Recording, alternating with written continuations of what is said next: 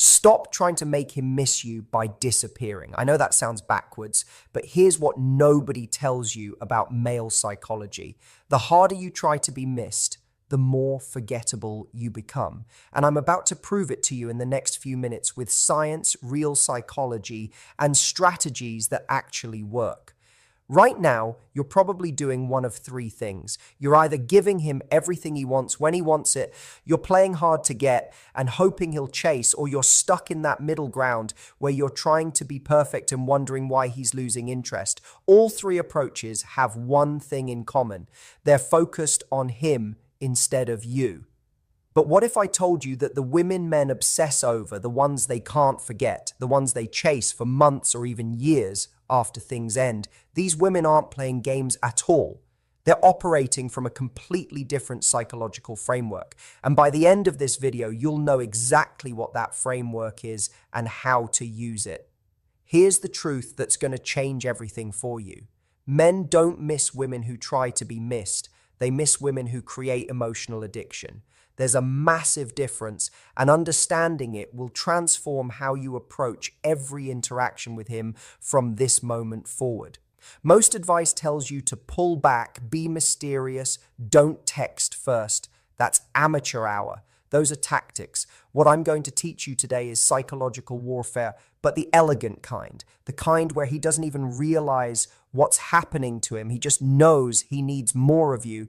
So if you're tired of wondering if he's thinking about you, if you're done analyzing his texts for hidden meanings, and if you want to know what it feels like to have a man truly crave your presence, then pay attention to every word I'm about to say. Because I'm going to show you exactly how to rewire his brain to associate you with feelings he can't get anywhere else. Let's start with the biggest lie you've been told about making men miss you. Ready for this? The lie is that absence makes the heart grow fonder. That's not how the male brain works at all. Absence without emotional significance just creates indifference.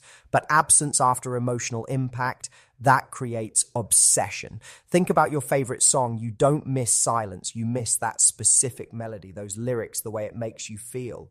That's emotional imprinting, and it's the secret to making a man miss you so intensely that he can't focus on anything else.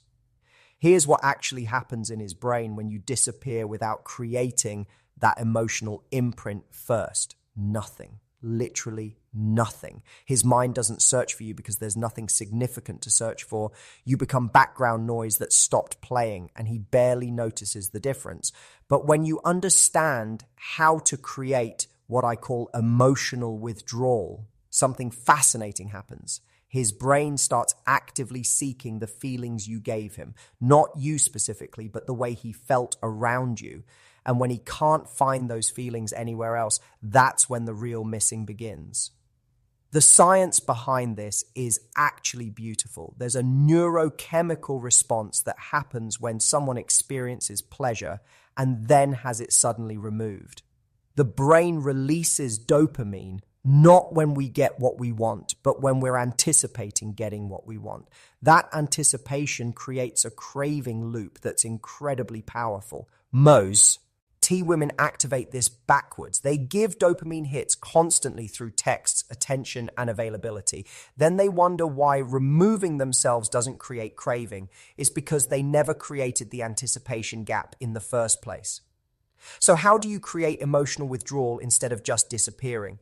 It starts with understanding the three types of emotional memory that men form about women. The first is comfort memory.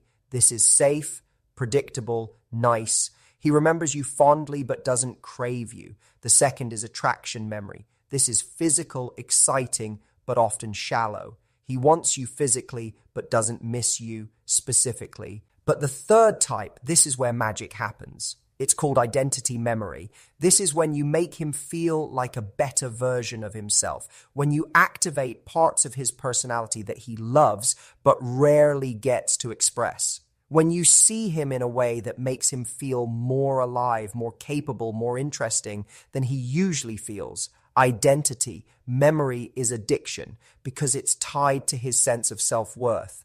And when you're gone, he's not just missing you, he's missing who he is when he's with you. That's the difference between someone forgetting you exist and someone spending sleepless nights wondering when they'll see you again.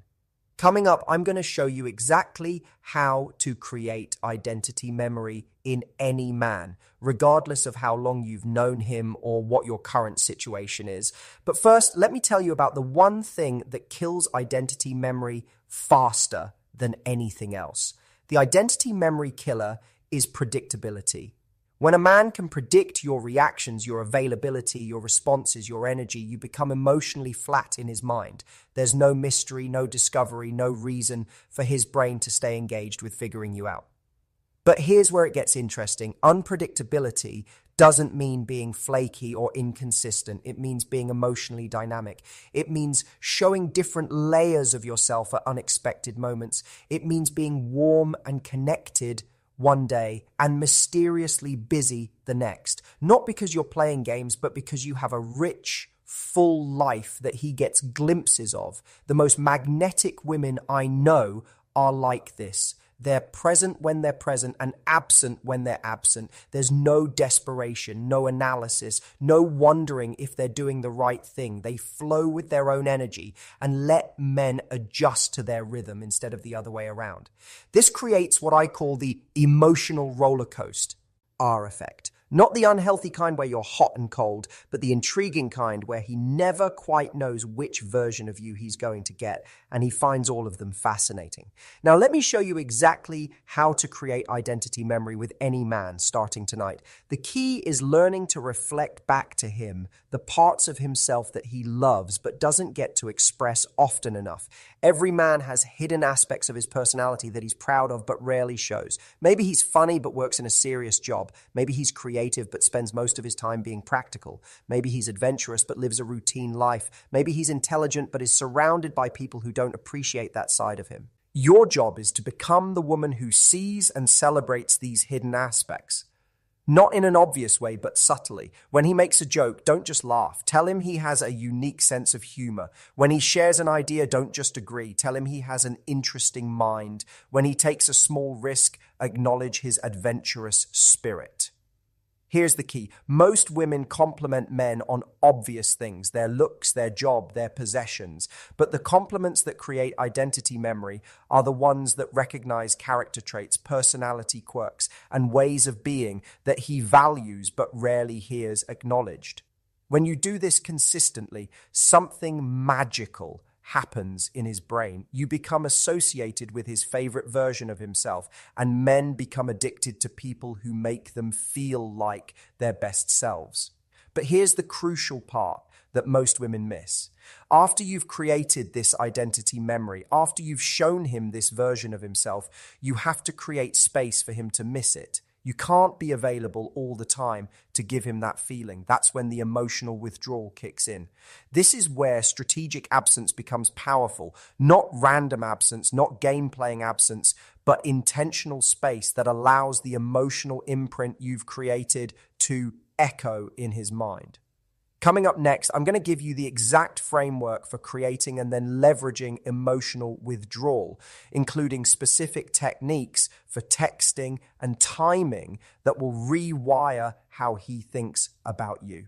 Let's talk about the art of strategic presence and absence. This isn't about disappearing randomly or playing hard to get. This is about understanding emotional rhythm and using it to create a psychological pull that's almost impossible to resist. Here's the framework. I call it the peak and valley method. You create emotional peaks through meaningful connection, then valleys too. Through strategic absence, the contrast between these two states is what creates the craving. During peak moments, you're fully present, you're engaged, you're showing that hidden part of yourself, you're reflecting back his best qualities, you're creating emotional depth. These don't have to be long interactions. Sometimes the most powerful peaks are brief, but intense moments of connection. Then, Instead of maintaining that same energy constantly, you create a valley. You become less available, not in a cold way, but in a mysterious way. You have other things going on. You're not always responsive. You're living your life, and he gets to be part of it sometimes, not all the time. The valley period is crucial because this is when his mind processes what happened during the peak. This is when the emotional memory solidifies. This is when he starts to crave the next peak experience with you.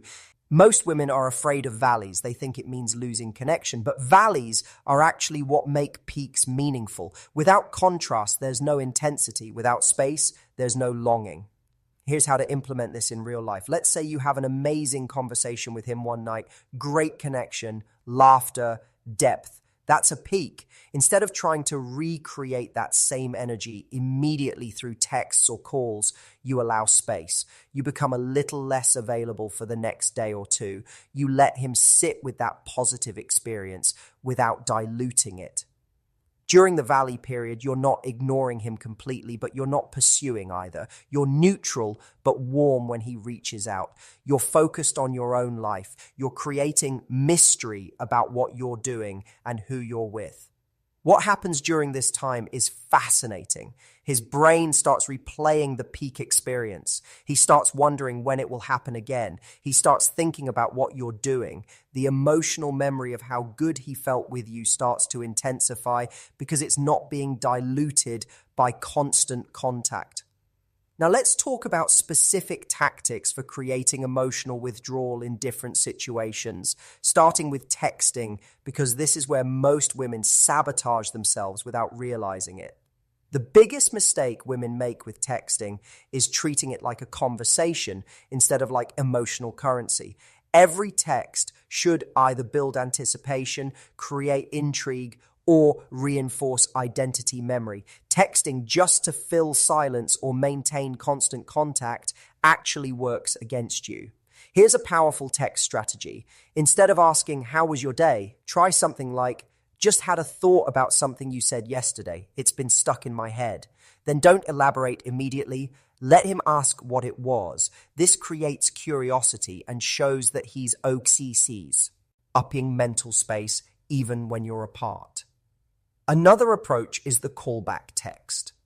Reference something specific from a previous conversation that showed his personality in a positive light. Saw something today that reminded me of that story you told about your trip to Japan. Your adventurous side is pretty attractive.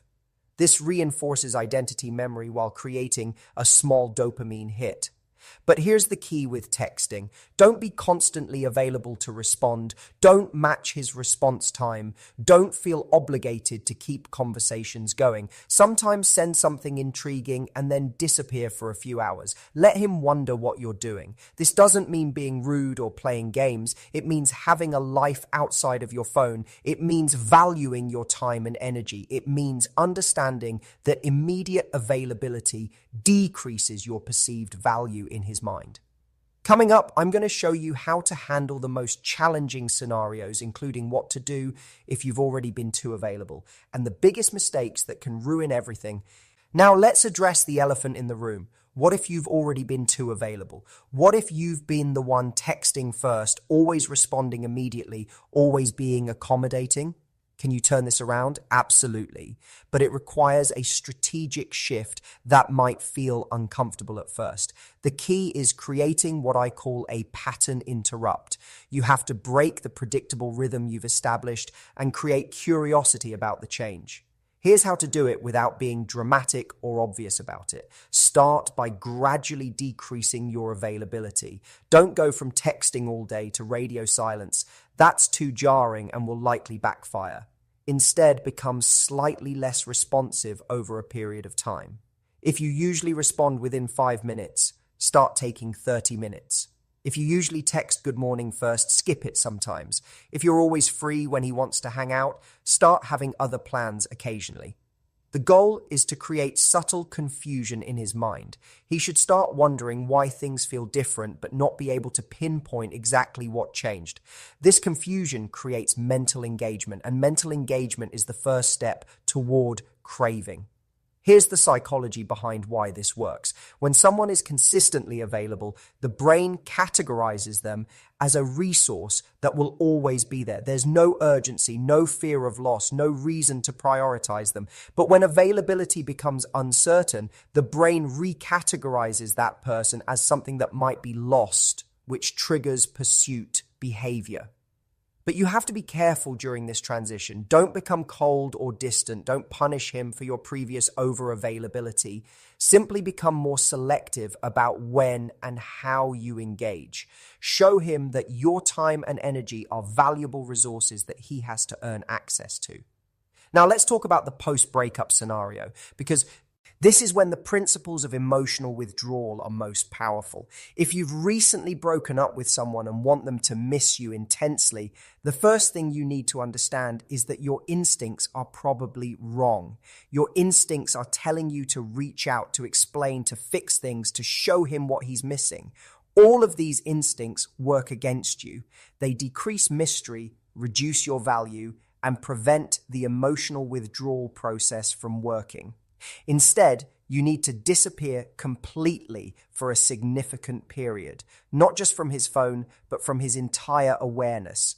No social media interaction, no showing up where he might be, no contact through mutual friends. You need to become a ghost. But here's what makes this different from typical no contact advice. While you're absent from his world, you're not sitting around waiting for him to reach out. You're actively improving your life in ways that would surprise him if he knew about them. The psychological effect of this approach is devastating in the best way.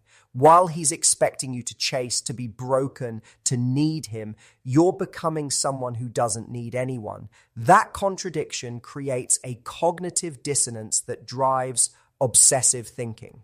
Let's talk about the mistakes that kill emotional withdrawal and make you forgettable instead of unforgettable. The first and biggest mistake is breaking your own absence. You create space, he starts missing you, you feel the pull working, and then you reach out because you miss him too, or because you're afraid you're losing him. This completely destroys the psychological framework you've built. It shows him that your absence wasn't because you had better things to do, it was because you were playing a game. And once he realizes it's a game, he stops playing. Real emotional withdrawal only works when it's authentic, when you genuinely have a life that's full enough that you don't need constant contact with him, when your absence is a natural result of your priorities, not a calculated move to get attention. The second mistake is being inconsistent with your energy when you do interact. If you've created space and he reaches out, don't be cold or punishing. Be warm but brief. Be pleasant but not overeager. Show him that you're happy to hear from him, but you're not desperate for his attention. Another critical mistake is neglecting to work on yourself during the absence periods. If you're creating space, but spending that time obsessing over him, stalking his social media, analyzing his behavior, you're still energetically available to him. You're still in that desperate, needy frequency, even if you're not expressing it outwardly. The most magnetic women use their alone time to become more interesting, more confident, more fulfilled. They pursue hobbies, build friendships, advance their careers, improve their health, explore new interests. When they do reconnect, they're genuinely more attractive because they've been growing. Now let's talk about the mindset that makes all of this effortless instead of exhausting. The women who naturally inspire obsession don't think about inspiring obsession. They think about living well. They think about honoring their own needs. They think about building a life that's so fulfilling that any man who wants to be part of it has to bring significant value. This mindset shift changes everything. Instead of asking, how do I make him miss me? You start asking, how do I create a life that's so amazing that anyone would miss being part of it? Instead of focusing on his behavior, you focus on your own growth. When you operate from this mindset, emotional withdrawal becomes natural. You're not available all the time because you have important things to do. You don't text constantly because you have other sources of fulfillment. You don't chase because you're not coming from a place of lack.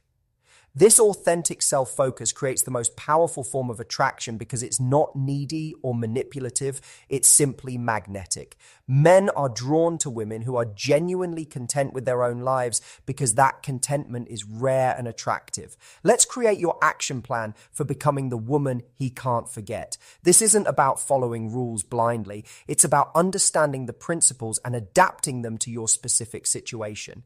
Step 1 is immediate pattern disruption if you've been too available. Starting today, reduce your response time by 50%. If you usually text back in 5 minutes, take 10. If you usually respond immediately, wait an hour. This small change will create immediate curiosity without being dramatic.